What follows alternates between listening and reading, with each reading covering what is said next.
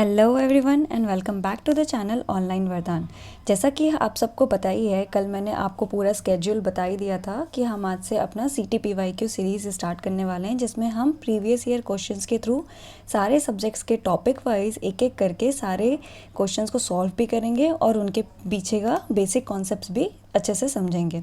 ठीक है, और ये कोर्स जो है वो आपके लिए बहुत बेनिफिशियल है हर एग्ज़ाम के पर्सपेक्टिव से, क्योंकि इसमें मैंने सारे के सारे एग्ज़ाम्स के जो भी GATE, engineering services, SSC JEE और जितने भी स्टेट इंजीनियरिंग सर्विसेज होते हैं उन सब के प्रीवियस ईयर क्वेश्चंस को, जो भी पिछले 3-4 साल में हुए हैं, उन सारे क्वेश्चंस को इंक्लूड किया है, जिससे कि आपको पता चलेगा कि जो रीसेंट पेपर्स के जो पैटर्न्स हैं उनमें किस टाइप के क्वेश्चंस आपसे पूछे जा रहे हैं। ठीक है, तो चलो आज का सेशन स्टार्ट करते हैं। पहला सब्जेक्ट, जैसा कि मैंने आपको बताया था कि बिल्डिंग मटेरियल से स्टार्ट करेंगे हम, तो आपकी ये पहली क्लास है और आज का टॉपिक है हमारा सीमेंट।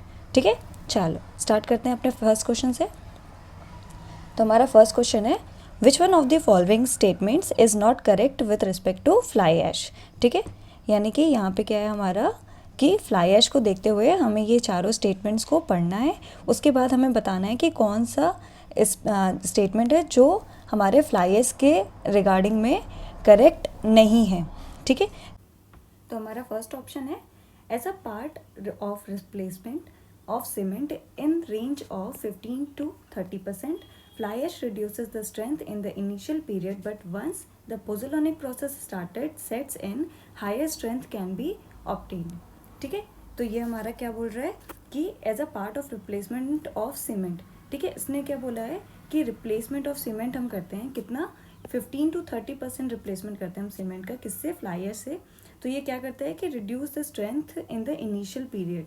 ठीक है, तो रिड्यूस करता है हमारा स्ट्रेंथ इनिशियल पीरियड में, but once the pozzolanic process sets and higher strength can be obtained. यानी कि हायर स्ट्रेंथ हमें कहाँ मिलती है, जब इनिशियल पीरियड हमारा ख़त्म हो जाता है तो उसके बाद हमें क्या मिलना है, हायर स्ट्रेंथ मिलनी शुरू हो जाती है। तो ये सही है, ये बिल्कुल सही स्टेटमेंट है। ठीक है, चलो बी ऑप्शन चेक करते हैं। बी ऑप्शन है हमारा, fly ash as a part of replacement of sand has a beneficial effect on strength even at early stages. तो ये भी बिल्कुल करेक्ट है। इसके कहने का मतलब है कि हमारा फ्लाई ऐश को अगर हम फाइन एग्रीगेट की तरह ट्रीट करते हैं, ठीक है, और हम उसको रिप्लेस करते हैं, यानी किसको रिप्लेस करते हैं, हम सैंड को रिप्लेस करते हैं, किससे रिप्लेस करते हैं, फ्लाई ऐश से, तो हमारा क्या होता है, अर्ली स्टेजेस पे भी हमें अच्छी खासी स्ट्रेंथ मिल जाती है। तो ये सही है, बिल्कुल सही है, ये भी स्टेटमेंट हमारा कम्प्लीटली सही है। फिर क्या बोल रहा है कि fly ash as a part of replacement of sand is economical. नहीं, ये स्टेटमेंट हमारा सही नहीं है, ये होगा हमारा अन इकोनॉमिकल। ठीक है, ये हमारा अन इकोनॉमिकल होता है, अन इकोनॉमिकल। ठीक है, ये हमारा अन इकोनॉमिकल होता है, यानी कि सी स्टेटमेंट हमारा रॉन्ग हो गया, ये सही था और फर्स्ट स्टेटमेंट भी सही था। अब फोर्थ देख लेते हैं एक बार, कि simultaneous replacement of cement and fine aggregates enables the strength at a specific age to be equal depending upon the water content. ठीक है, ये कंटेंट हमारा 2 बार आ गया, कोई नहीं।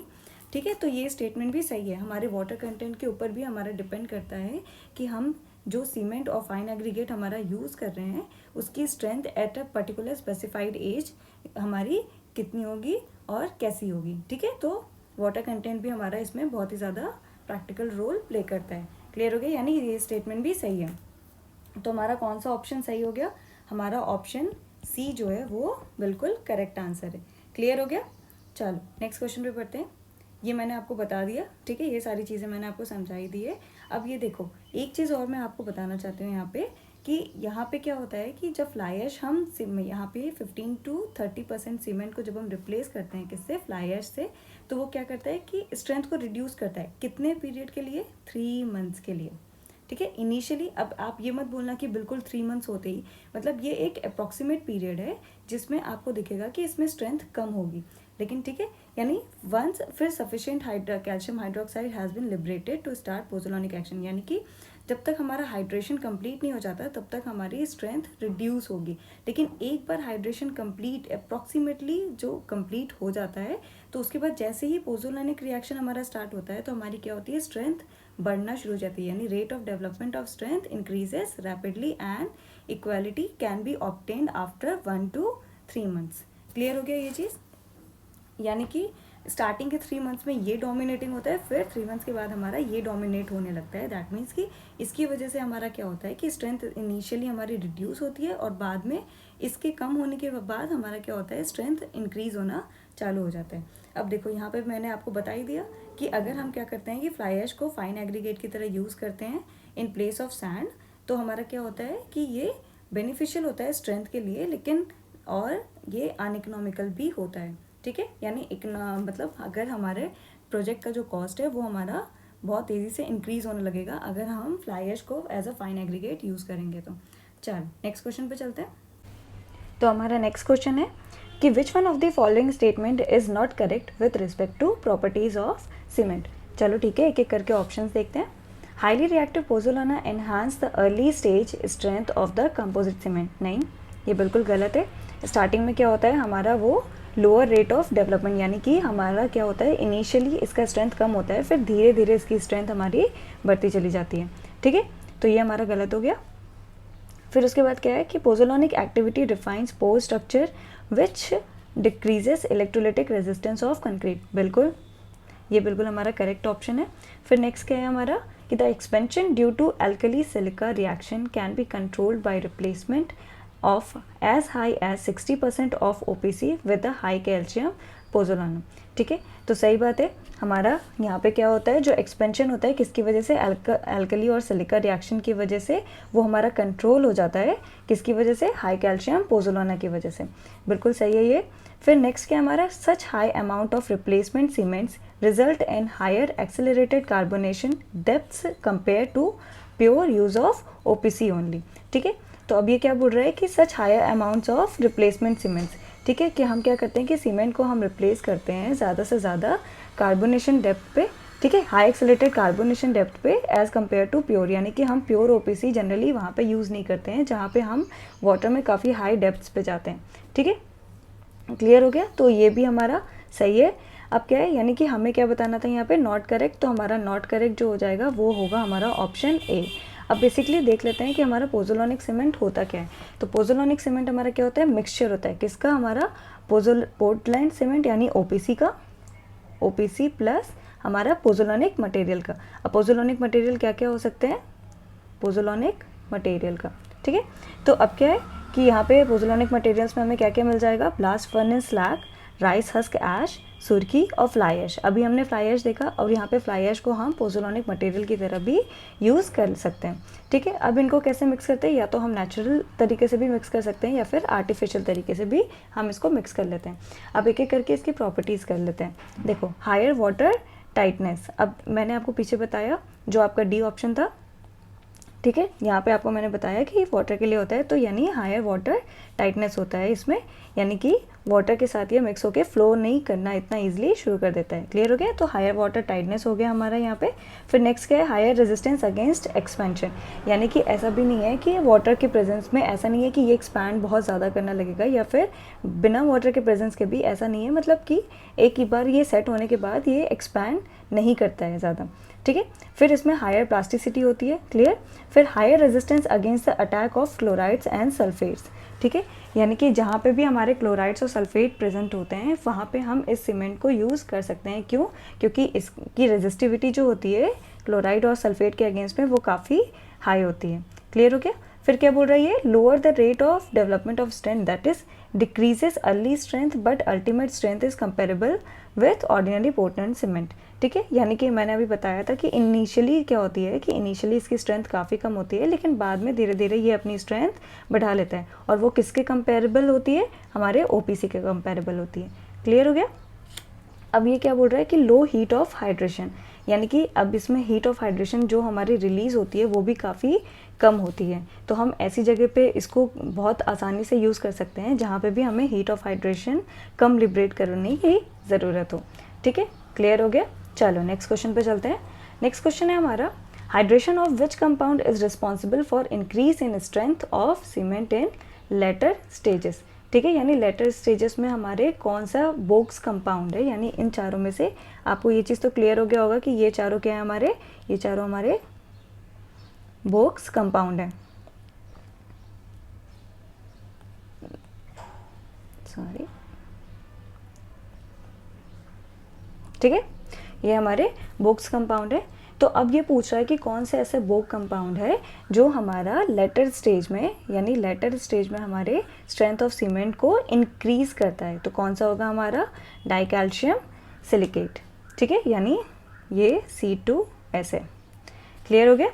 चलो अब देख लेते हैं। अब देखो डाइकैल्शियम सिलिकेट को हम और क्या बोलते हैं, डाइकैल्शियम सिलिकेट को हम और बोलते हैं बिलाइट।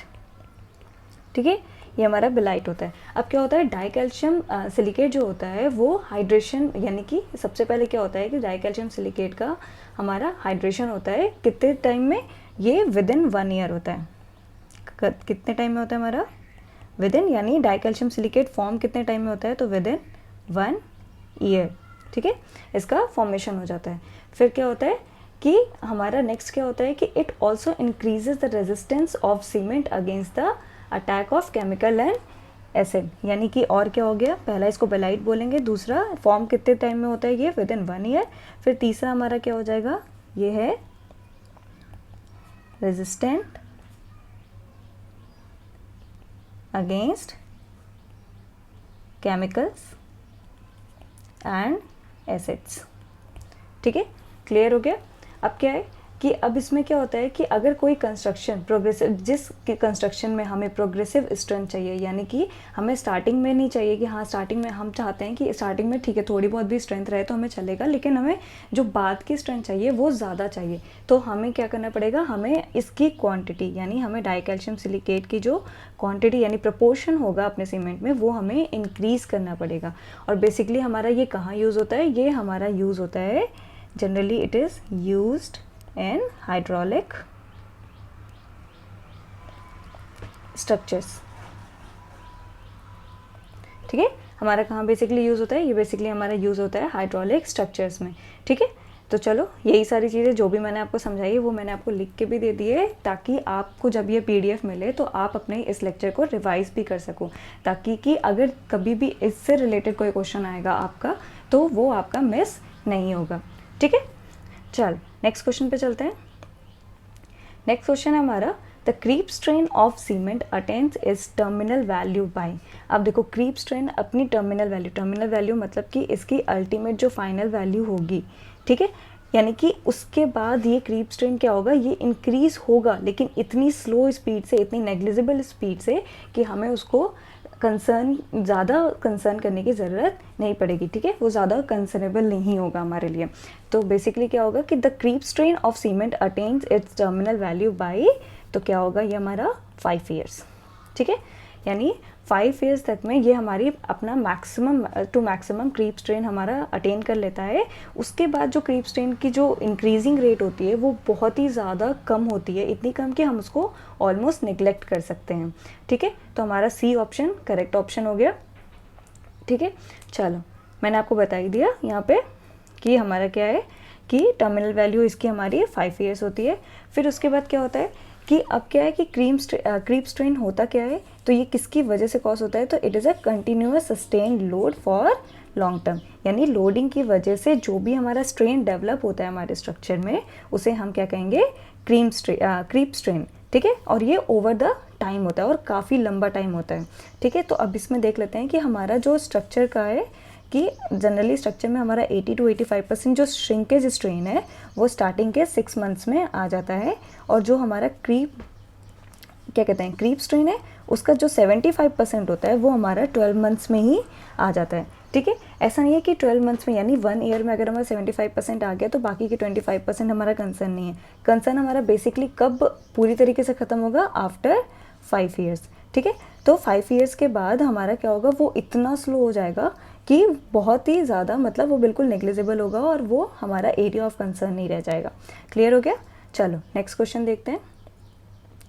तो नेक्स्ट क्वेश्चन क्या है हमारा, नेक्स्ट क्वेश्चन बोल रहा है कि expensive cement is used in repair work for open up joints. ठीक है, तो अब सबसे पहले ये देख लेते हैं कि एक्सपेंसिव सीमेंट हमारा होता क्या है। यानी एक्सपेंसिव सीमेंट जो हमारा फॉर्म होता है ये किसके मिक्सचर से फॉर्म होता है, हमारा sulpho illuminated clinker plus Portland cement. ठीक है, तो हम कैसे इसको फॉर्म करते हैं, इसको हम फॉर्म करते हैं, हमारा सल्फो एल्यूमिनेटेड क्लिंकर्स को हम क्या करते हैं, मिक्स करते हैं, किससे, पोर्टलैंड सीमेंट से। ठीक है, किसकी मदद से मिक्स करते हैं, with the help of stabiliser.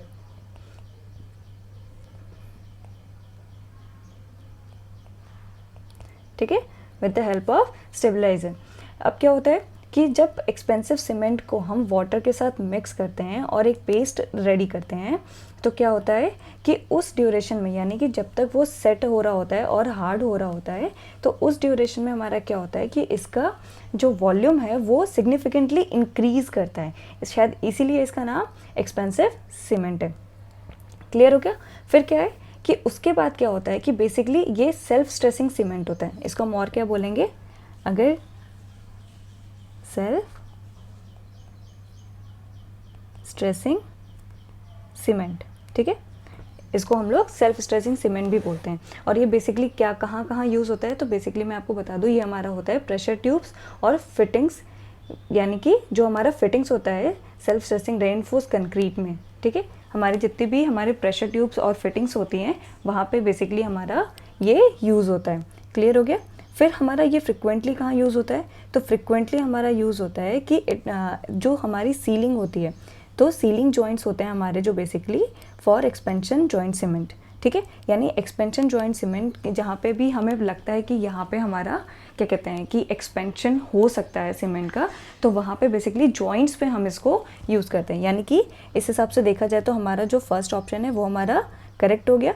ठीक है, फिर दूसरा क्या बोल रहा है कि expensive cement expands while hardening. तो मैंने आपको अभी सेकंड स्टेटमेंट में ही बताया कि ये क्या होता है कि सेटिंग और हार्डनिंग के ड्यूरेशन में सिग्निफिकेंटली इंक्रीज करता है वॉल्यूम, यानी कि हमारा सेकंड स्टेटमेंट भी करेक्ट हो गया। अब क्या है कि इस एक्सपैंड होता है, इसी वजह से इसको हम जॉइंट्स में यूज़ करते हैं। अभी मैंने आपको यही चीज़ बताई कि इसके एक्सपेंसिव सीमेंट, यानी कि ये जो एक्सपैंड होता है इसी वजह से, ताकि कि हमारे जॉइंट्स पे कोई भी ऐसा वॉइड ना रह जाए जिसमें हमें मतलब क्या कहते हैं कि दिक्कत हो। यानी कि जैसे क्या होता है कि हमने जॉइंट्स फिल कर दिए, लेकिन अभी कभी कभी होता है ना कि बहुत ज़्यादा छोटे छोटे वॉइड्स रह जाते हैं जो हमें मतलब नेकेड आइज से नहीं पता चलते हैं। तो अब क्या करेंगे, हम वहाँ पे एक्सपेंसिव सीमेंट यूज़ करेंगे ताकि वो क्या करे कि वो जब ड्राई होगा और उसका वॉल्यूम इंक्रीज़ होगा तो वो छोटे छोटे वॉइड्स जो होंगे वो उसको फिल कर देगा, यानी कि फिर वहाँ पे कोई भी वॉइड्स नहीं रह जाएंगे, यानी हमारा स्ट्रक्चर ज़्यादा से ज़्यादा सेफ रहेगा। दैट मीन्स कि हमारा यहाँ पे क्या है कि ऑप्शन ए जो है वो हमारा करेक्ट आंसर है। क्लियर हो गया। यही सारी चीज़ें मैंने यहाँ पे आपको समझा भी दी है। फिर ये क्या है, एक और है इसका कि हमारा ये it is also used in grouting anchor bolts and the construction of pre stress concrete ducts. ठीक है, तो ये दो जगह पे भी यूज़ होता है। क्लियर हो गया। चलो नेक्स्ट क्वेश्चन पे चलते हैं। नेक्स्ट क्वेश्चन है हमारा, which of the following conditions are recommended for using sulphate resistant cement. ठीक है, यानी कि कौन सा हमारा स्टेटमेंट है, यानी कौन सी कंडीशन है जहाँ पे हमारा सल्फेट रेजिस्टिंग सीमेंट हमारा यूज़ होता है। ठीक है, तो अब क्या बोल रहा है यहाँ पे कि concrete to be used in foundation and basement where soil is not infested with sulphates. अब क्या बोल रहा है कि चलो कि concrete to be used in foundation and basement, ये तो करेक्ट है। ठीक है, अगर ये स्टेटमेंट यहीं ख़त्म हो जाता तो ये स्टेटमेंट हमारा करेक्ट हो जाता। लेकिन अब इसने क्या बोला है कि जहाँ पे सॉइल हमारा मतलब सॉइल में हमारा सल्फेट प्रेजेंट नहीं है। अब इसने पहले ही बोल दिया कि सल्फेट प्रेजेंट नहीं है, और ये हमारा क्या है, सल्फेट रेजिस्टिंग सीमेंट। आपको नाम से ही पता चल रहा होगा कि हमारा सल्फेट को रेजिस्ट करता है। जब सल्फेट है ही नहीं तो वहाँ पे हम इस सीमेंट को क्यों यूज़ करेंगे। ठीक है, लेकिन इसका मतलब ये नहीं कि ये फाउंडेशन और बेसमेंट में यूज़ नहीं होता। मैंने बोला ना, अगर ये स्टेटमेंट यहाँ ख़त्म होता तो ये करेक्ट हो जाता, लेकिन ये करेक्ट क्यों नहीं है, क्योंकि यहाँ पर इसने मैंशन कर दिया कि soil is not infested with sulphate, तो ये स्टेटमेंट हमारा गलत हो गया। ठीक है, अब चलो नेक्स्ट देखते हैं कि concrete use for fabrication of pipes which are likely to be buried in marshy area और सल्फेट बियरिंग सॉइल। बिल्कुल, यहाँ पे तो होगा ही होगा क्योंकि सल्फेट बियरिंग सॉइल, ठीक है, नाम से भी पता चल रहा है, और यहाँ पे आपको लिख भी दिया कि सल्फेट तो प्रेजेंट है। सल्फेट प्रेजेंट है, दैट मीन्स कि ये हमारा क्या कहते हैं कि 2 तो सही हो गया। अब 2 सही है और हमें 1 गलत है, तो पहली बात तो आपको अगर पहले पता चल जाए कि फर्स्ट आपका इनकरेक्ट है तो आप वैसे ही आंसर पता कर लोगे, क्योंकि इन तीनों ऑप्शन में 1 है। दैट मीन्स कि हमारा ए ऑप्शन करेक्ट है। ठीक है, ए ऑप्शन करेक्ट है। लेकिन चलो ठीक है, अगर ऑप्शन से नहीं तो फिर मैं आपको स्टेटमेंट भी बाकी सारे समझा दे रही हूँ, लेकिन आंसर तो हमें पहले से ही पता चल गया। चलो अब तीसरा भी आपको पता तो चल ही गया है कि करेक्ट है, लेकिन एक बार रीड कर लेते हैं इसको। तो क्या बोल रहा है ये कि concrete to be used in construction of sewage treatment works. तो अब सीवेज ट्रीटमेंट होगा तो डेफिनेटली सीवेज में आपको पता ही है कि हम सब ने पहले ही एनवायरनमेंट में पढ़ रखा है कि हमारा क्या है वहाँ पे हमारा कि सल्फ़र कंटेंट तो होता ही होता है। ठीक है, क्लियर हो गया। तो सल्फ़र कंटेंट होता ही होता है, दैट इज़ कि यहाँ पे भी हमें सल्फ़र रेजिस्टेंट सीमेंट की ज़रूरत पड़ेगी। दैट मीन्स कि 2 और 3 हमारा सही ऑप्शन हो गया। अब सल्फर रेजिस्टिंग सीमेंट क्या होता है और क्या चीज़ें हैं और कहाँ कहाँ इसका एप्लीकेशन है। अब देखो जैसे यहाँ पे मैंने लिखा है कि foundation and basement where soil is infested with sulphate. ठीक है, वहाँ पे क्या लिखा था, सॉइल इज़ नॉट इन्फेस्टेड। मैंने क्या बोल रहे कि जहाँ पे सॉइल इन्फेस्टेड है। क्लियर हो गया ये चीज़ आपको। चलो ए ऑप्शन हमारा करेक्ट आंसर था। नेक्स्ट क्वेश्चन पे चलते हैं। नेक्स्ट क्वेश्चन क्या है हमारा, which one of the following cement is a deliquescent. अब क्या है कि डेलिक्विसेंट, चलो डेलिक्विसेंट पहले क्या होता है हम ये तो समझ लें। ठीक है, तो डेलिक्विसेंट का मतलब होता है कि ये एक तरह की प्रॉपर्टी होती है। ठीक है, कि कोई भी मैटर, ठीक है, पर्टिकुलरली जैसे एग्जांपल ले लो आप सॉल्ट का। ठीक है, तो सॉल्ट जैसे वाटर के कांटेक्ट में आता है, ठीक है, जैसे शुगर भी हो गया, सॉल्ट भी हो गया। ठीक है, तो सॉल्ट जैसे ही वाटर के कांटेक्ट में आता है तो वो क्या होता है, मेल्ट होना शुरू हो जाता है, यानी कि वाटर में डिज़ोल्व होना शुरू हो जाता है। तो इस प्रॉपर्टी को हम क्या कहेंगे, इस प्रॉपर्टी को हम कहेंगे अपना डेलिक्विसेंट। यानी कि अब ये पूछ रहा है कि कौन सा ऐसा सीमेंट है जिसके पास ये प्रॉपर्टी होती है, यानी कि जो वाटर के कांटेक्ट में आते ही मेल्ट होना शुरू हो जाता है, यानी ईजिली डिज़ोल्व होना शुरू हो जाता है। ठीक है, तो कौन सा ऐसा सीमेंट है हमारा, तो वो सीमेंट है हमारा यानी कैल्शियम क्लोराइड सीमेंट। ठीक है, कैल्शियम क्लोराइड सीमेंट जो है वो हमारा डेलिक्विसेंट होता है। ठीक है, तो डेलिक्विसेंट यानी कि ये वाटर के कांटेक्ट में आते ही हमारा डिज़ोल्व होना शुरू हो जाता है वाटर में, या फिर मेल्ट होना शुरू हो जाता है। ठीक है, अब क्या कहते हैं, कैल्शियम क्लोराइड सीमेंट को हम और क्या बोलते हैं, कैल्शियम क्लोराइड सीमेंट को हम बोलते हैं एक्स्ट्रा रैपिड हार्डनिंग सीमेंट। ठीक है, अब आपको याद हो गया होगा, ठीक है, अच्छे से याद आ गया होगा कि एक्स्ट्रा रैपिड हार्डनिंग सीमेंट तो आपने पढ़ ही रखा होगा, और उसी को हम क्या कहते हैं अपना कैल्शियम क्लोराइड सीमेंट। अब क्या होता है कि ये वाटर के कांटेक्ट में आते ही हमारा क्या होता है कि डिज़ोल्व होना या मेल्ट होना शुरू हो जाता है। क्लियर हो गया। अब चलो इसके बारे में कुछ चीज़ें जान लेते हैं, जैसे कि हमारा कि कैल्शियम क्लोराइड सीमेंट या फिर एक्स्ट्रा रैपिड हार्डनिंग सीमेंट जो है वो हमारा क्या करता है कि हमारा 25% स्ट्रेंथ एक दिन में अटेन कर लेता है, और बाकी 10 to 15% उससे ज़्यादा, यानी कि 25% के बाद 10 to 15% जो होता है वो नेक्स्ट 7 डेज़ में हमारा अटेन कर लेता है। ठीक है, अब ये क्या है, ये हमारा अटेन करता है, लेकिन किसके रिस्पेक्ट में, ये हमारा अटेन करता है with respect to rapid hardening cement. ठीक है, तो जैसे रैपिड हार्डनिंग सीमेंट एक पर्टिकुलर टाइम लेता है, एक पर्टिकुलर परसेंटेज का स्ट्रेंथ अटेंड करता है, तो वो एक्स्ट्रा रैपिड हार्डनिंग सीमेंट क्या करता है कि वो उससे 25% ज़्यादा, यानी कि 25% ज़्यादा strength, more strength in 1 day. ठीक है, और 10 to 15% more strength in 7 days। ठीक है, with respect to rapid hardening cement. Clear हो गया, ये चीज़ आपको ध्यान रखनी है। फिर क्या होता है कि रैपिड हार्डनिंग सीमेंट को बेसिकली हम प्रोड्यूस कैसे करते हैं, तो हम क्या करते हैं कि रैपिड हार्डनिंग सीमेंट को लेते हैं, यानी जो रैपिड हार्डनिंग सीमेंट के क्लिंकर्स होते हैं उनको हम लेते हैं और उसको मिक्स करते हैं किसके साथ, 2% ऑफ द कैल्शियम क्लोराइड के साथ। यानी कैल्शियम क्लोराइड को हम कितना उसका प्रपोर्शन रखते हैं, 2% ऑफ द जितना भी हम रैपिड हार्डनिंग सीमेंट के क्लिंकर्स को ले रहे हैं उसका 2% हम लेते हैं क्या, कैल्शियम क्लोराइड, और दोनों को हम मिक्स करते हैं। ठीक है, तो इस तरीके से हमारा क्या फॉर्म होता है, इस तरीके से हमारा फॉर्म होता है कैल्शियम क्लोराइड सीमेंट, यानी कि extra rapid hardening cement. Clear हो गया। चलो ये सारी चीज़ें मैंने आपको मेंशन भी करके दे दी है। चलो नेक्स्ट पे चलते हैं। तो हमारा नेक्स्ट क्वेश्चन है, the cement and water slurry coming on the top and setting on the surface। Is called. अब क्या बोल रहा है कि the cement and water slurry coming on the top and setting, यानी कि टॉप यानी सीमेंट प्लस वाटर होता है, ये क्या होता है, इसकी एक स्लरी फॉर्म होती है और ये हमारे टॉप पे आ जाता है, यानी कि ये हमारा सीमेंट का सरफेस है तो ये टॉप पे आके ऐसे यहाँ पे जम जाता है, तो उसे हम क्या बोलेंगे, उसे हम बोलेंगे लेटेंस। क्लियर हो गया। तो लेटेंस हमारा क्या होता है, लेटेंस हमारा होता है, लेटेंस इज द वीक और milky powdery layer of cement dust, lime and sand fines that appears on the surface of the concrete. Clear हो गया। चलो इसको मैं आपको दिखा भी देती हूँ एक बार। ये देखो, ये है हमारा लेटेंस। तो लेटेंस कुछ इस तरीके से दिखता है। अब आपको ईजिली समझ में आ गया होगा, ये सारी चीज़ें आपने कहीं ना कहीं किसी ना किसी वॉल्स पे देखी ही होगी। ठीक है, तो इसमें क्या होता है, ये देखो, ये सीमेंट की स्लरी है जो ऊपर आके एज अ मतलब ड्राई होके और ये यहाँ पे जम गई है। ठीक है, तो इसे हम बोलेंगे लेटेंस। क्लियर हो गया। चलो नेक्स्ट क्वेश्चन पे चलते हैं। नेक्स्ट क्वेश्चन क्या है हमारा, which one of the following stone is produced by moulding a mixture of iron slag and Portland cement. यानी कि क्या पूछ रहा है कि हमारा कौन सा स्टोन है जिसको हम प्रोड्यूस करते हैं, किसके किसके मिक्सचर से, आयरन स्लैग के मिक्सचर से और पोर्टलैंड सीमेंट के मिक्सचर से, कौन सा स्टोन हमारा हम प्रोड्यूस करते हैं, तो उसे कौन सा होगा हमारा, गार्लिक स्टोन। ठीक है, गार्लिक स्टोन को हम कैसे प्रोड्यूस करते हैं, iron slag plus Portland cement.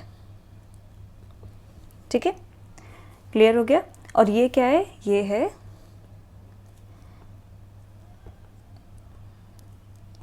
It is a type of artificial stone. ठीक है, अब आर्टिफिशियल स्टोन्स क्या होते हैं, आर्टिफिशियल स्टोन्स को हम और क्या बोलेंगे, आर्टिफिशियल स्टोन्स को हम कास्टेड स्टोन्स भी बोलते हैं। ठीक है, तो क्या है, अब ये बेसिकली किसके मिक्सचर से फॉर्म होता है, तो it is formed by the mixture of cement, sand, natural aggregate. ठीक है, इन तीनों के मिक्सचर से हम अपना एक स्टोन रेडी करते हैं जिसको हम क्या बोलेंगे, आर्टिफिशियल स्टोन्स बोलते हैं। अब क्या है, इसमें सीमेंट और एग्रीगेट, यानी सीमेंट या फिर एग्रीगेट का जो मिक्सचर का प्रोपोर्शन होता है वो 1:3 होता है। ठीक है, सीमेंट और ये एग्रीगेट। क्लियर हो गया। इतनी चीज़ें समझ में आ गई कि गार्लिक स्टोन क्या है। गार्लिक स्टोन को हम कैसे प्रोड्यूस करते हैं, आयरन स्लैग और पोर्टलैंड सीमेंट से। फिर ये क्या है, ये एक तरह का हमारा आर्टिफिशियल स्टोन है और फिर या फिर कास्टेड स्टोन है। फिर बेसिकली हम कैसे इसको प्रोड्यूस करते हैं, तो हमारा जो प्रपोर्शन होता है जिस सीमेंट और एग्रीगेट का, sand is also kind of fine aggregate, पता ही होगा आपको। तो जो सीमेंट और एग्रीगेट का जो प्रपोर्शन होता है वो हमारा 1:3 होता है। क्लियर हो गया। अब चलो नेक्स्ट पे चलते हैं। यहाँ पे मैंने आपको सारी चीज़ें बता दी है, जैसे टाइप्स ऑफ कितने टाइप के आर्टिफिशियल स्टोन्स होते हैं हमारे।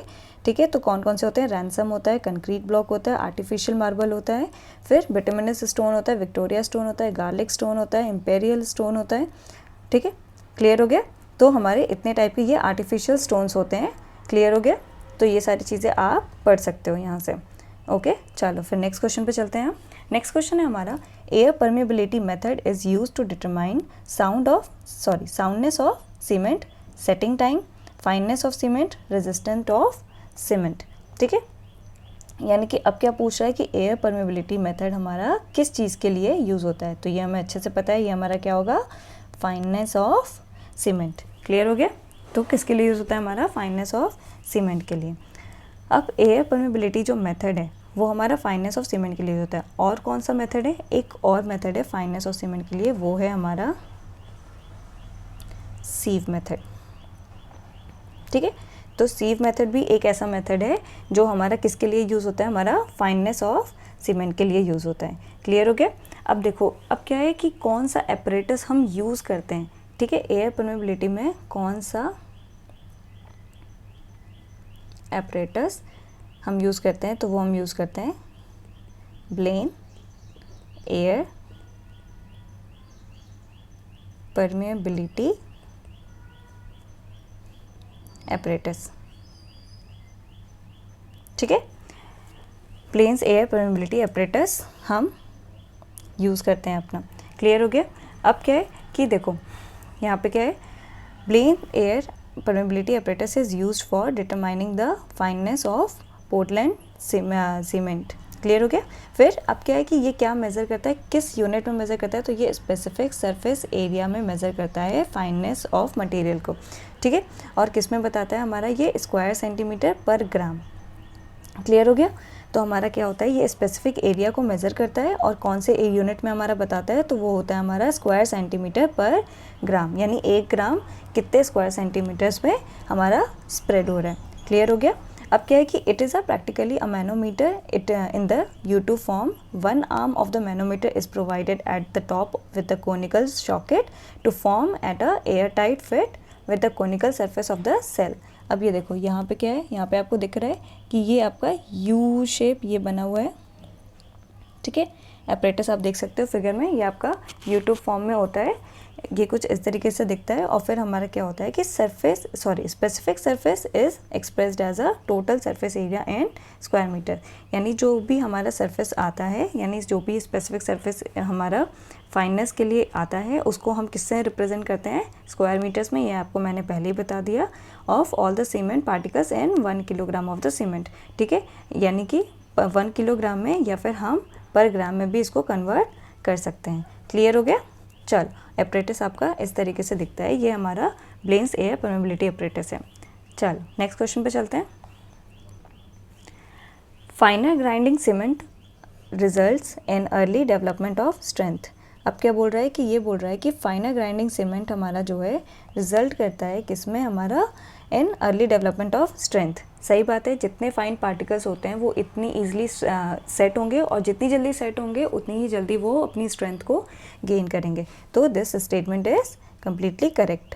ठीक है, फिर क्या बोल रहा है कि the finer the cement the higher is the rate of hydration. Obviously अब आप सोचो कि जैसे आप एक ग्लास ऑफ वाटर ले लो। ठीक है, अब इस ग्लास ऑफ वाटर में आप शुगर के बड़े बड़े पार्टिकल्स ले लो और या फिर आप सॉल्ट के छोटे छोटे पार्टिकल्स ले लो। ठीक है, या फिर आप एक काम करो कि आप एक तरफ तो रॉक सॉल्ट के बड़े स्टोन्स ले लो। ठीक है, फिर आप कह लो कि जो हमारे फाइन ग्रेन्ड सॉल्ट आते हैं वो ले लो। अब दोनों को एक एक अलग अलग ग्लास पानी में हम मिक्स करके देखेंगे। तो मिक्स करके देखेंगे तो आप क्या देखोगे कि जो हमारा फाइन पार्टिकल्स था सॉल्ट का वो हमारा जल्दी डिज़ोल्व हो गया, रैदर देन जो हमारा रॉक सॉल्ट था वो हमारा काफ़ी टाइम ले रहा है, उसका जो स्टोन है वो हमारा डिज़ोल्व होने में काफ़ी ज़्यादा टाइम ले रहा है। दैट मीन्स कि अब हमें ये चीज़ पता चल गया कि हमारा जो फाइन पार्टिकल्स होता है वो हमारा रिएक्शन में बहुत ही ज़्यादा जल्दी पार्टिसिपेट करता है। क्लियर हो गया। ये सिंपल सा एग्जांपल था आपको ये बताने के लिए कि जितना फाइनर होगा सीमेंट उतनी जल्दी हमारा वो रिएक्ट करेगा और उतना ही ज़्यादा उसका रेट ऑफ हाइड्रेशन होगा। यानी कि ये दोनों स्टेटमेंट करेक्ट है। फिर क्या पूछ रहा है कि क्या ये उसका रीज़न है, यानी कि फाइनर grinding cement results in early development of strength.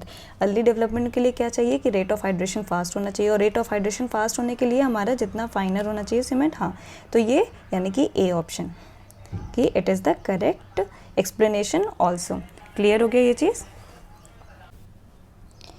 ठीक है, तो फिर यहाँ पे ये सारी चीज़ें हैं जो मैंने आपको बताई, वो सारी चीज़ें एक्सप्लेन कर दी है मैंने।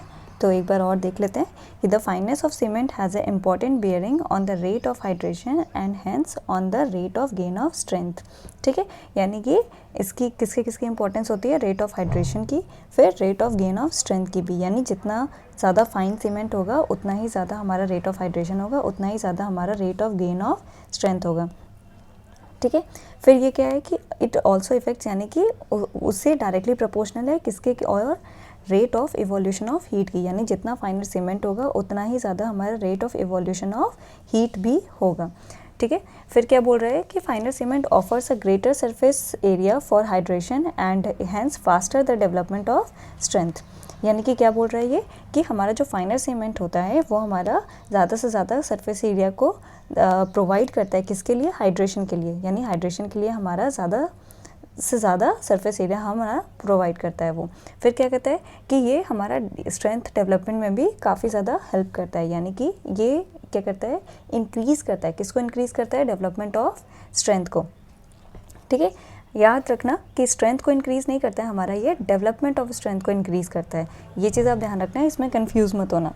चलो नेक्स्ट क्या है कि ब्लीडिंग रिड्यूसेस। अब क्या है कि जो हमारी ब्लीडिंग होती है वो हमारी रिड्यूस हो जाती है। क्यों? क्योंकि हमारा जो फाइनर सीमेंट होता है वो कहीं भी वॉइड नहीं रहने देता। अब जब वॉइड नहीं बचेगी वहाँ पे और मतलब लेटर स्टेजेस में हमारे रिएक्शन के लिए कोई स्पेस ही नहीं बचेगी, तो क्या होगा, हमारा ब्लीडिंग भी नहीं होगा। ठीक है, तो ब्लीडिंग को ये क्या करता है, रिड्यूस करता है। फिर this is due to an increase in surface area and absorb of water content. चलो ठीक है, इसका ये रीज़न भी बता दिया उसने कि हमारा क्या होता है कि जो सरफेस एरिया होता है वो बढ़ जाता है, किसके लिए, हाइड्रेशन के लिए, यानी रिएक्शन के लिए हमारा बढ़ जाता है। ठीक है, यानी कि रिएक्शन के लिए बढ़ जाएगा तो रिएक्शन कंप्लीट हो जाएगा, और रिएक्शन कंप्लीट हो जाएगा तो कोई बात के लिए रिएक्शन बचेगा नहीं है, ना ही कोई जगह बचेगी, तो हमारा ब्लीडिंग भी रिड्यूस हो गया। और ये क्या करता है कि हमारा वाटर कंटेंट को भी एब्जॉर्ब करता है ईजिली। फिर क्या है कि by the increase in fineness surface increases. ठीक है, अब क्या है, फाइननेस इंक्रीज हो रही है तो सरफेस एरिया भी इंक्रीज होगी। जैसे पीछे हमने देखा था कि एयर परमेबिलिटी वाली टेस्ट में क्या वो बता रहा था वो, कि फाइननेस टेस्ट हम कैसे पता करते हैं, सरफेस एरिया से। अब सरफेस एरिया जितनी बढ़ती जाएगी उतनी फाइननेस भी बढ़ती जाएगी। क्लियर हो गया? फिर क्या है कि it requires more water and if calculation not done properly dry shrinkage possible to occur. क्या है कि अब जितना फाइनर सीमेंट होगा हमारा उतना ही ज़्यादा वाटर का रिक्वायरमेंट होगा, और ये कैलकुलेशन हमें पहले ही करनी पड़ेगी, क्योंकि अगर वाटर की कमी हुई यानी शॉर्टेज ऑफ वाटर हुआ रिएक्शन में हमारे, तो वो क्या करता है, वो हमारा बाद में यानी कि क्या करेगा कि ड्राई श्रिंकिंग होना शुरू हो जाएगा वहाँ पे। ठीक है, यानी स्ट्रक्चर श्रिंक करने लगेगा। दैट मीन्स कि हमारा जो कंक्रीट स्ट्रक्चर है वो हमारा प्रॉपरली नहीं होगा और वो उस स्ट्रेंथ को गेन नहीं कर पाएगा जिस स्ट्रेंथ पे हम चाहते थे उसको। क्लियर हो गया? फिर if particles are small size its surface area increases, ये मैंने आपको बता ही दिया है।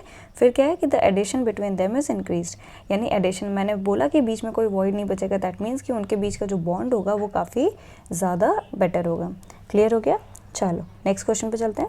नेक्स्ट क्वेश्चन है हमारा, the most common admixture which is use to retarder in cement, which is use as होगा यहाँ पे। ठीक है, which is use as retarder in cement. अब क्या है, तो जो मोस्ट कॉमन रिटार्डर है हमारा वो होता है हमारा जिप्सम। ठीक है, सबको ये चीज़ अच्छे से पता ही होगी, नहीं पता है तो अब पता चल गई होगी कि जो हमारा मोस्ट कॉमन रिटार्डर यूज़ होता है वो है हमारा जिप्सम। ठीक है, तो जिप्सम बेसिकली होता क्या है कि देखो, सीमेंट रिटार्डर क्या होता है कि सीमेंट रिटार्डर क्या करते हैं कि उसको हम सीमेंट में मिक्स कर देते हैं, जिससे कि हमारा जो केमिकल प्रोसेस ऑफ हाइड्रेशन होता है वो हमारा स्लो हो जाता है। ठीक है, अब हम ये बेसिकली क्यों करते हैं, देखो अब क्या होता है कि कहीं कहीं हमारा कंस्ट्रक्शन साइट जहाँ पे होता है वहाँ से हमें काफ़ी दूर सीमेंट मिक्स करना पड़ता है, तो वहाँ पे क्या करते हैं, वहाँ पे हम रिटार्डर यूज़ करते हैं। वरना ऐसा तो ना हो कि जैसे ही हमने अपना सीमेंट मिक्स किया और जब तक हम अपने साइट पे पहुँचे सीमेंट के उस मिक्सचर को लेके यानी अपने मोर्टार को लेके, तो इतनी देर में क्या हुआ कि इतनी देर में हमारा जो कंक्रीट है वो सेट हो गया। ठीक है, यानी सेटिंग उसकी स्टार्ट हो गई है। इस वजह से हम रिटार्डर यूज़ करते हैं ताकि जो उसका हाइड्रेशन है उसका प्रोसेस स्लो हो जाए और हमें वर्क मतलब सीमेंट के साथ काम करने का ज़्यादा टाइम मिल जाए। क्लियर हो गया रिटार्डर हम क्यों यूज़ करते हैं? क्लियर।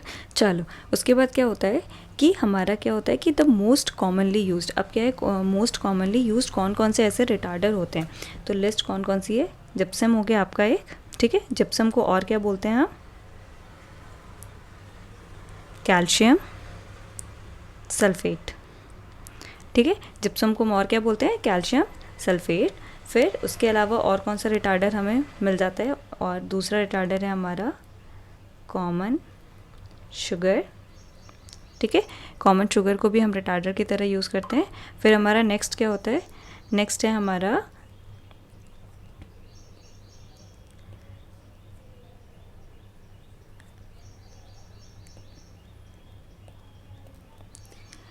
लिग्न सल्फोनिक।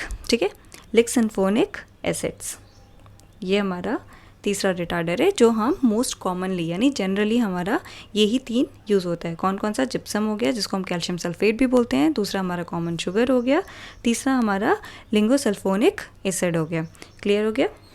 चलो यही सारी चीज़ें मैंने आपको यहाँ पर भी मेंशन की है, मैंने आपको रिटार्डर समझा भी दिया। ठीक है, रिटार्डर क्या होता है, किस लिए हम यूज़ करते हैं।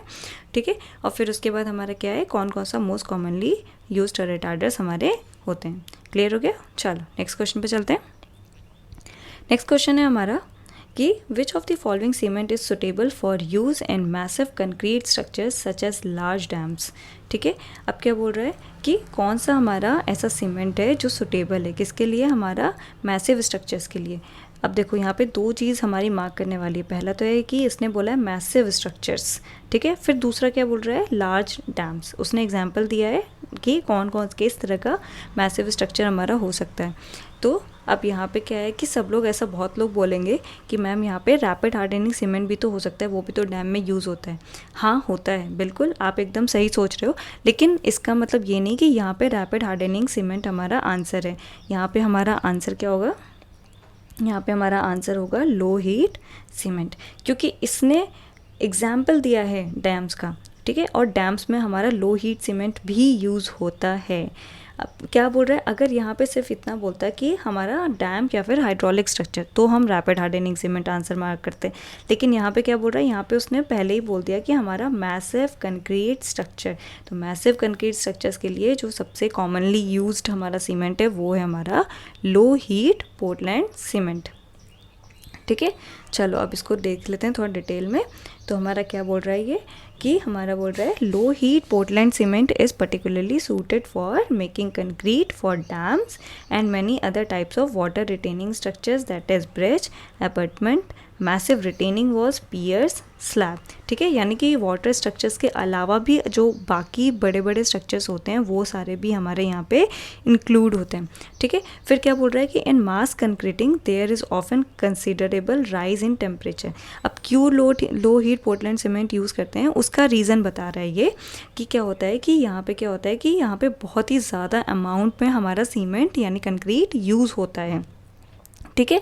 तो अगर ज़्यादा सीमेंट होगा तो दैट मीन्स कि ज़्यादा से ज़्यादा हमारे बोक्स कंपाउंड बनेंगे। अब ज़्यादा से ज़्यादा बोक्स कंपाउंड बनेंगे तो हमारा क्या होगा, ज़्यादा से ज़्यादा हमारा क्या कहते हैं कि हीट यानी हीट जनरेट होगा हमारा, और यानी कि और जो हमारा टेम्परेचर राइज़ करेगा, ठीक है। और हमारी अगर प्रॉपर उसको क्यूरिंग या फिर प्रॉपर हमारा क्या कहते हैं कि टेम्परेचर नहीं मिला तो वहाँ पे फिर क्या होंगे, सीमेंट में हमारे स्ट्रक्चर्स में क्रैक्स डेवलप होना शुरू हो जाएंगे, ठीक है। इसी वजह से हमें क्या करना पड़ता है, यहाँ पे हमें लो हीट पोर्टलैंड सीमेंट को यूज़ करना पड़ता है, ठीक है। अब देखो लिखा है because of the heat produce as the cement sets and hardens, okay. फिर क्या लिखा है, this cement is produce by reducing proportion of C3A and C3S, ठीक है। तो ये इसमें हम क्या करते हैं, हम किसका प्रोपोर्शन कम करते हैं, C3A एंड C3S का प्रोपोर्शन हम कम करते हैं, यानी ये लेस अमाउंट में होता है। और फिर इसमें क्या करते हैं कि we increase the proportion of C2S for compensating the loss strength. अब इन दोनों का अमाउंट कम किए तो स्ट्रेंथ भी तो कम हो गई। अब वो स्ट्रेंथ को बढ़ाएंगे कैसे, तो हम C2S को बढ़ा देते हैं, ठीक है। इसके प्रोपोर्शन को हम बढ़ा देते हैं तो हमारा क्या होता है, जो हमारी लॉस स्ट्रेंथ होती है C3S को कम करने की वजह से वो हमारी रिगेन हो जाती है। अब क्या है ये, और क्या काम करता है हमारा, ये रेजिस्टेंट अगेंस्ट सल्फर भी है, और फिर rate of gain of strength is less, यानी कि हमारी जो rate of gain of strength है इसमें बहुत ही ज़्यादा कम होती है। रेट कम बोली है, अगेन मैं वापस बार बार बोल रही हूँ, इस चीज़ को ध्यान से सुनना है कि यहाँ पे rate of gain of strength कम होती है, स्ट्रेंथ कम नहीं होता। अल्टीमेट स्ट्रेंथ हमारा उतना ही रहेगा, लेकिन rate of gain of strength हमारी कम हो जाएगी। और ये किसके रेजिस्टेंट होता है, सल्फर रेजिस्टिंग सीमेंट की तरह भी ये काम करता है। क्लियर हो गया, चलो नेक्स्ट क्वेश्चन पे चलते हैं। नेक्स्ट क्वेश्चन क्या है हमारा, according to the IS specification the compressive strength of the ordinary Portland cement after 3 days should not be less than, तो क्या होना चाहिए, इट विल बी 16 मेगापास्कल, यानी ऑप्शन सी, ठीक है। चलो फिर हम लोग इस टेबल से देख लेते हैं कि हमारा एज, यानी कि हम किस पे देखेंगे, हम हमारा 3 days पे, 7 days पे और 28 days पे, यानी कि OPC अब 33 का देख लेते हैं। ये सारे के सारे जो वैल्यूज़ हैं ये किसके हिसाब से है, ये IS कोड के हिसाब से हैं, ठीक है, IS क्लासिफिकेशन के हिसाब से। तो हमारा 3 days पे कितना होगा, OPC 33 का इट विल बी 16, इसी तरह हमारा 43 का कितना होगा 23, फिर 53 का होगा 27, फिर 7 days पे देख क्या होगा हमारा 22, 33, 37, 28 days पे क्या होगा 33, 43 और 33। और ये सारी की यूनिट क्या है हमारी, न्यूटन पर mm² या फिर हम मेगापास्कल भी कह सकते हैं। क्लियर हो गया, चलो नेक्स्ट क्वेश्चन पे चलें। तो नेक्स्ट क्वेश्चन है हमारा कि the slump recommended for mass concrete is about, the slump recommended for mass concrete is about हमारा कितना होगा, तो ये होगा हमारा 25 to 50 mm। ठीक है, क्या होगा ये हमारा 25 to 50 mm, that is option A. ठीक है, तो हमारा मास कंक्रीट के लिए हमारा कितना होगा स्लम्प, तो 25 mm to 50 mm। चलो इसको देख लेते हैं एक बार कि अब क्या है, यहाँ पे हमने टाइप ऑफ कंक्रीटिंग दी हुई है, यानी कि हमारा जितना भी कंस्ट्रक्शन वर्क है और वहाँ पे हमारा स्लम्प हमारा किस रेंज में रहता है इन mm। ठीक है, तो सबसे पहले हम किसको देखेंगे, सबसे पहले हम देखेंगे अपने रोड कंस्ट्रक्शन को। रोड कंस्ट्रक्शन में क्या होता है 20 to 40 mm। फिर parapet, pier, slab, beam, column and walls के लिए हमारा कितना होता है 40 mm to 50 mm। फिर कंक्रीट फॉर कैनाल लाइनिंग हमारा कितना होगा 70 to 80 mm। फिर हमारा क्या होगा नॉर्मल आरसीसी वर्क हमारा कितना होगा 50 to 120 mm। फिर मास कंक्रीट के लिए हमारा कितना होगा 25 to 50 mm। फिर क्या होगा हमारा कंक्रीट टू बी वाइब्रेटेड। ठीक है, अब जो भी कंक्रीट वाइब्रेशन में जाते हैं तो उनके लिए हमारा स्लम्प कितना हम प्रोवाइड करते हैं, कितना होना चाहिए, मतलब 10 to 25 mm। क्लियर हो गया। चलो नेक्स्ट क्वेश्चन है हमारा, which among the following is not a box compound present in cement. ठीक है, तो कौन सा इन चारों में ऐसा कंपाउंड है जो हमारा बोक्स कंपाउंड नहीं है, तो चलो देख लेते हैं। हमारा क्या है कि 4CaO SiO2 Fe2O3, क्या ये होता है हमारा बोक्स कंपाउंड? नहीं, ये हमारा बोक्स कंपाउंड नहीं होता है, बिल्कुल भी नहीं।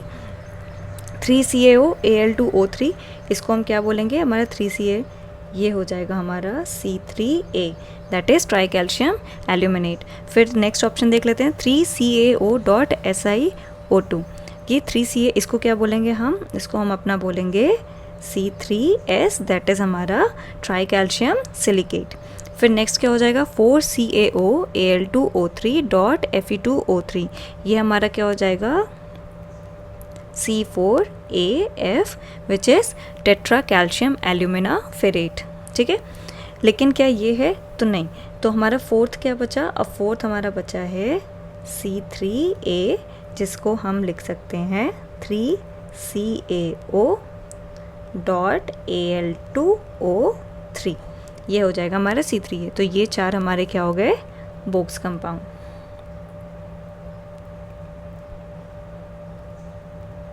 ठीक है, चलो यहाँ पे मैंने सारी चीज़ें मेंशन कर दी है। ठीक है, चलो आगे बढ़ते हैं। तो नेक्स्ट क्वेश्चन है हमारा, which of the following test is use to check soundness of the cement. अब कौन सा ऐसा टेस्ट है जो हमारा soundness of the cement check करने के लिए यूज़ होता है, तो कौन सा है हमारा ऑटोक्लेव टेस्ट। ऑटोक्लेव टेस्ट को हम यूज़ करते हैं और इसमें एपरेटस कौन सा यूज़ होता है, ली चैटेलियर एपरेटस। ठीक है, एयर परमेबिलिटी मेथड किसके लिए यूज़ होता है, अभी हमने पढ़ा पीछे, किसके लिए यूज़ होता है हमारा फाइननेस के लिए। ठीक है, फाइननेस को टेस्ट करने के लिए। फिर क्या होगा हमारा कंप्रेसिव स्ट्रेंथ। कंप्रेसिव स्ट्रेंथ में आपको क्लियरली पता चल रहा है कि हमने स्ट्रेंथ टेस्ट करने के लिए यानी कंप्रेसिव स्ट्रेंथ टेस्ट करने के लिए यूज़ किया है। फिर इसमें कौन सी चीज़ें यूज़ होती हैं, हमारा UTM मशीन, हमारी UTM मशीन इसको यूज़ होती है किसके लिए, कंप्रेसिव स्ट्रेंथ को टेस्ट करने के लिए। फिर लास्ट क्या है फाइननेस टेस्ट। तो फाइननेस टेस्ट आपको पता है कि फाइननेस टेस्ट हम ऐसा हो नहीं सकता कि साउंडनेस को टेस्ट करने के लिए फाइननेस का टेस्ट करना पड़ेगा, बिल्कुल नहीं। ठीक है, तो ये बिल्कुल भी क्लियर नहीं है। ओके, चलो ये बिल्कुल ही गलत है आपका, तो ये ऑप्शन बनता ही नहीं है। तो चलो आगे बढ़ते हैं। यहाँ पे सारी चीज़ें मैंने मेंशन कर दी है कि किसके लिए कौन सा टेस्ट हम यूज़ करते हैं और क्या एपरेटस यूज़ करते हैं। क्लियर हो गया, चलो आगे देखते हैं नेक्स्ट क्वेश्चन। नेक्स्ट क्वेश्चन क्या है हमारा, according to IS 8112-2013 the initial setting time of ordinary Portland cement of grade should be more than, तो हमारा क्या होना चाहिए यहाँ पे, should be more than 30 minutes.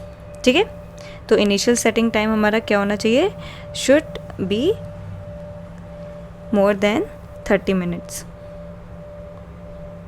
यानी कि 30 मिनट से कम नहीं होना चाहिए।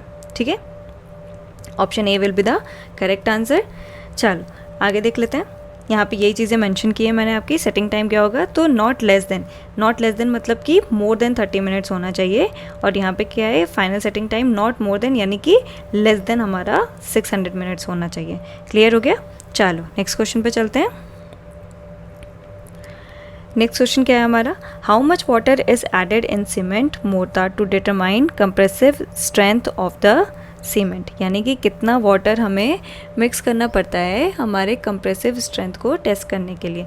तो क्या होता है यहाँ पे, क्या होगा हमारा कि equal to P/4 + 3% of the total mass of the cement and sand where P is required for standard consistency true.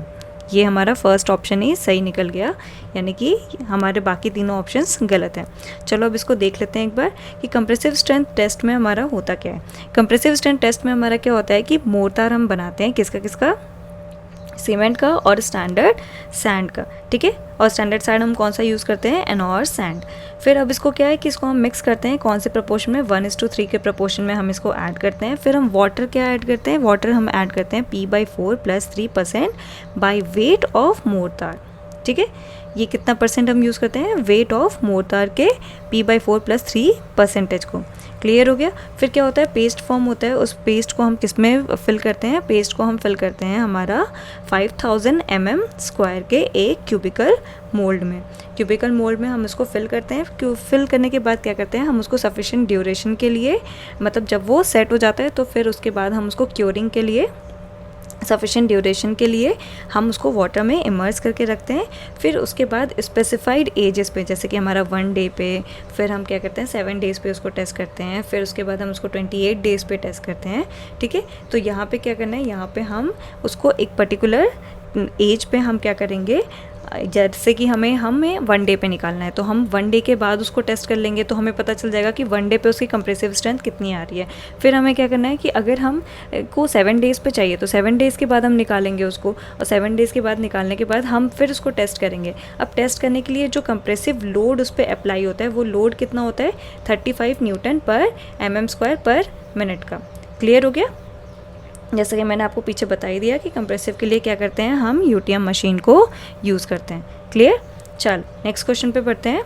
तो नेक्स्ट क्वेश्चन क्या है हमारा, which constituent is in cement is kept minimum to avoid sulphur attack. कौन से constituent को, यानी कि इन चारों में से कौन सा ऐसा कंस्टिट्यूएंट है जिसको हम कम करते हैं, यानी उसका प्रपोर्शन कम करते हैं सीमेंट में, ताकि हमारा हम सल्फर अटैक को अवॉइड कर सकें। तो कौन सा होगा हमारा, वो हो जाएगा हमारा C3A, ठीक है। तो हमें क्या करना है, हमें मिनिमाइज़ यानी सल्फ़र अटैक को मिनिमाइज़ करने के लिए क्या करना पड़ेगा, C3A का कंटेंट हमें सीमेंट में कम करना पड़ेगा, ठीक है। क्यों, क्योंकि ये क्या है, कैल्शियम हाइड्रोक्साइड फॉर्म होता है, ठीक है। कैल्शियम हाइड्रोक्साइड हमारा जब फॉर्म होता है तो वो क्या करता है, सल्फ़र से रिएक्ट करता है। अब सल्फ़र से रिएक्ट करने के बाद वो क्या करता है, कैल्शियम सल्फेट बनाता है। कैल्शियम सल्फेट क्या करता है, फिर वो C3A से हमारा रिएक्ट करता है, ठीक है। कैल्शियम सल्फेट हमारा C3A से रिएक्ट करता है, और रिएक्ट करने के बाद ये क्या करता है, कंक्रीट को धीरे धीरे डिटोरिएट करना लगता है, ठीक है।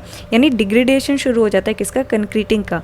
तो इसको हम क्या कहते हैं, इसको हम बेसिकली सल्फेट अटैक कहते हैं, ठीक है। आप सबको पता है कैल्शियम हाइड्रोक्साइड फॉर्म होता ही है, ठीक है। और कैल्शियम हाइड्रोक्साइड फॉर्म होने के बाद अगर वो सल्फेट से रिएक्ट करके कैल्शियम सल्फेट बनाता है, फिर कैल्शियम सल्फेट हमारा C3A से रिएक्ट करता है, और फिर रिएक्ट करने के बाद हमारा क्या होता है कि वो डिटोरिएशन ऑफ कंक्रीट चालू हो जाता है, यानी कंक्रीट का बेसिकली डिग्रेडेशन चालू हो जाता है, जिसको हम सल्फेट अटैक कहते हैं।